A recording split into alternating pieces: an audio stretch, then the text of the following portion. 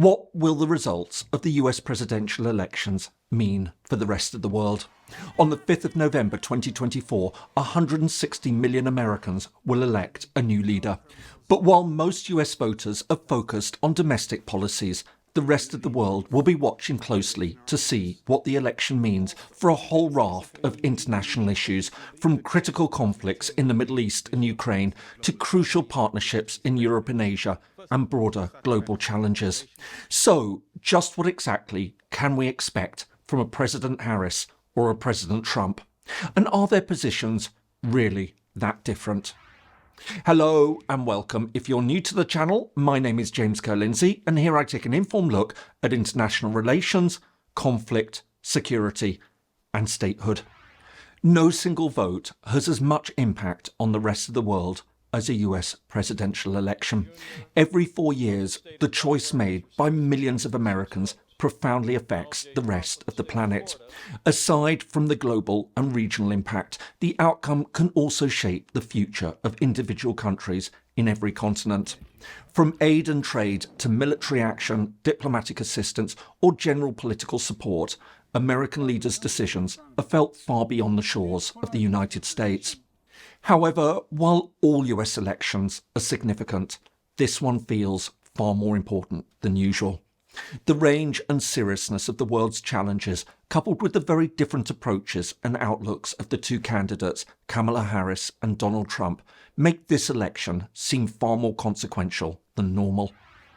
Regarding the new president's immediate foreign policy agenda, attention will be focused on two critical crises: the Middle East and the war in Ukraine. In the Middle East, the two candidates' starting points are in fact rather similar in general terms. Both have expressed their full support for Israel, and this won't change.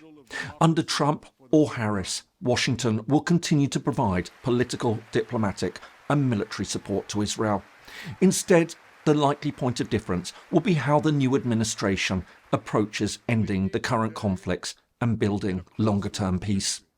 While the Biden administration has certainly supported Israel, it's repeatedly called for a de-escalation of tensions. As a result, relations between President Biden and Israeli Prime Minister Benjamin Netanyahu have been strained. This will probably continue under Harris, who's more likely to use US leverage to press Israel to reach negotiated solutions with the Palestinians and refrain from excessive responses. In contrast, a Trump administration will likely take a more hands-off approach, giving Israel far more latitude to act as it sees fit. He's unlikely to call for peaceful efforts to resolve the issue with the Palestinians, let alone push Israel in that direction. All this has fed suggestions that Netanyahu would certainly prefer a Trump victory.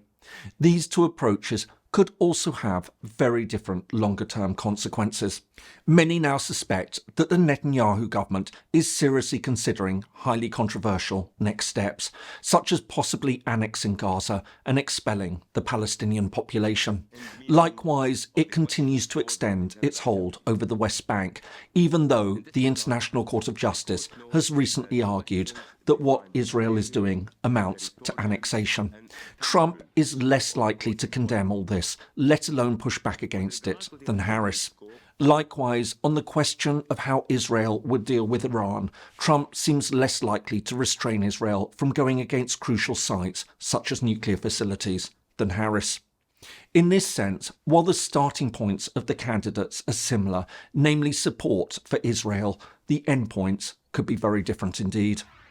In contrast to the Middle East, the fundamental starting points over Ukraine are entirely different. Like Biden, Harris is likely to continue support to Ukraine and underpin this with further aid and military assistance.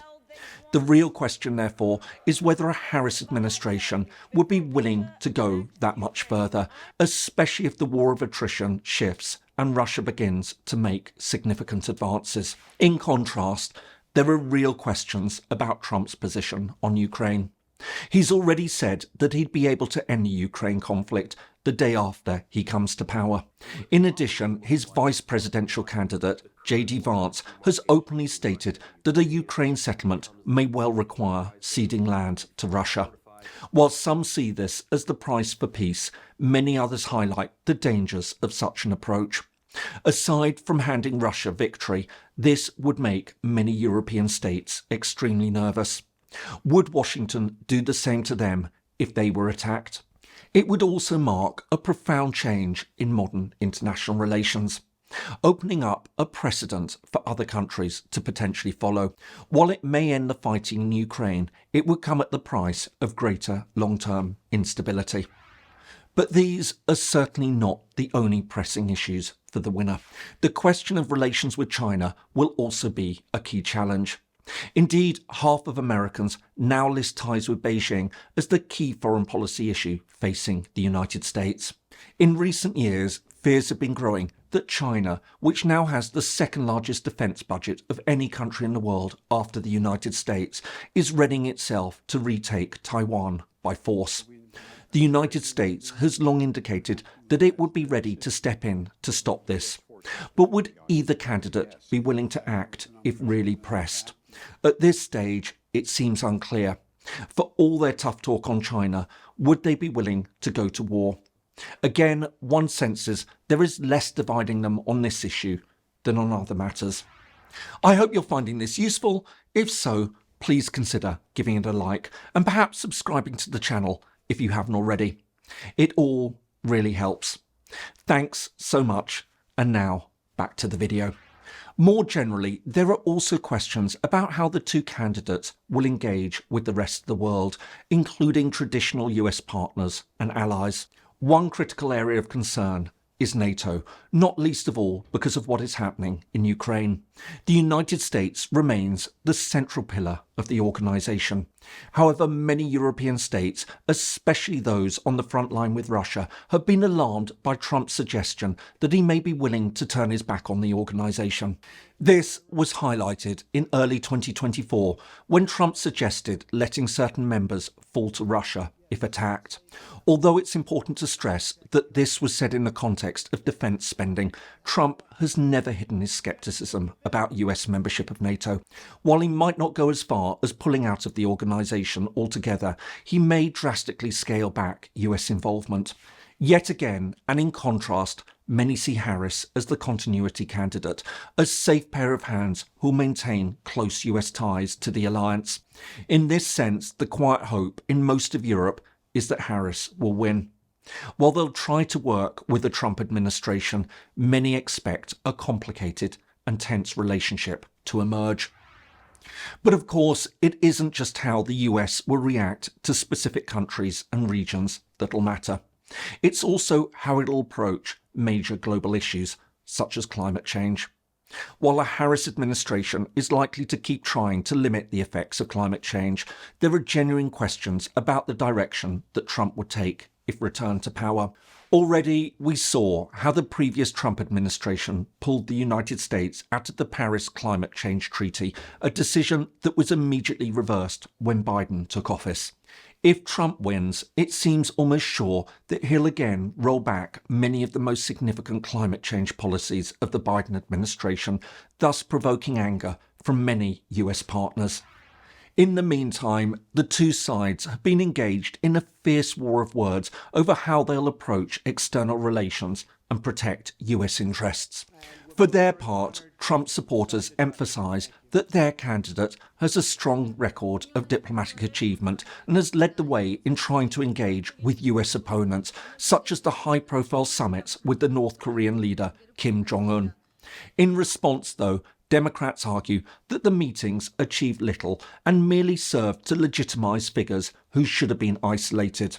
They also point out that while Trump may have been good at mixing with US opponents, he was rather less successful at managing US friendships, highlighting the rude way he behaved at NATO summits and meetings with European leaders. They also hint at his admiration for Vladimir Putin as a further reason to worry.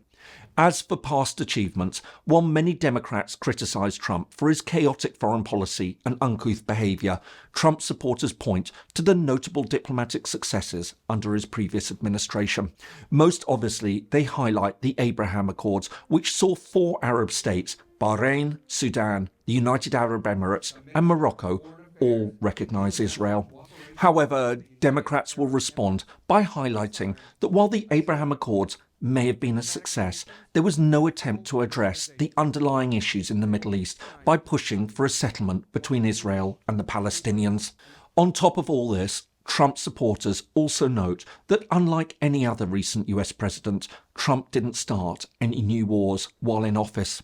Moreover, painting Harris as a continuation of the Biden administration, they highlight the chaotic withdrawal from Afghanistan as one of the lowest points in modern US foreign policy. But as Democrats point out, the seeds of that withdrawal were laid by Trump, who negotiated a US pullout from the country with the Taliban, knowing full well what this would mean for Afghanistan and the human rights of millions of its citizens, especially women. Of course, there are many other foreign policy areas to consider. Likewise, many other decisions taken by an incoming president will profoundly affect how US foreign policy evolves, such as who'll be nominated as the Secretary of State by either Harris or Trump. Poor leadership, unpopular policies and tensions with allies could also undermine the broader effectiveness of US external relations, especially if many experienced diplomats choose to leave or retire, as happened during the last Trump administration. However, at a basic level, the picture is more complicated than it may seem. While the two candidates may appear relatively closely aligned on some issues such as the Middle East and China, their approaches could lead to very different outcomes. As for the Ukraine war, one of the central issues of our time, they couldn't be further apart, and either way, their decisions may well determine the nature of the international system for the next several decades. Ultimately, though, where they will genuinely differ is in tone and style, and this will have a significant effect.